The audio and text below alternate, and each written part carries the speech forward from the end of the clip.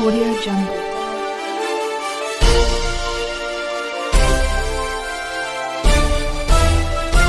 Audio Jungle.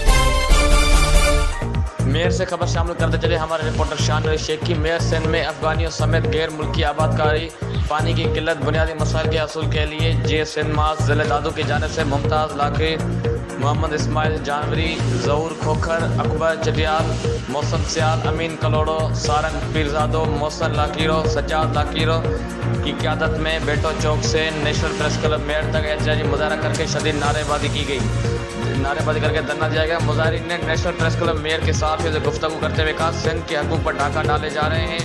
वफाक और सिंध हुकूमत की दोगुनी पॉलिसी के बायस अफगानियों को लाया जा रहा है। गैर मुल्कियों को आबाद करके सिंधियों को अकीलत में तब्दील करने की साजिश की जा रही है। इन्होंने कहा, सिंध में पानी की किल्लत करके सिंध के ज़राअत को तबाह किया जा रहा है। सिंध से पंजाब आने वाली रेल गाड़ियों से नुकसान हुआ है। इन्होंने कहा, वफाक समेत पंजाब और पठान मुहाजिरों ने सिंध को नुकसान दिया है।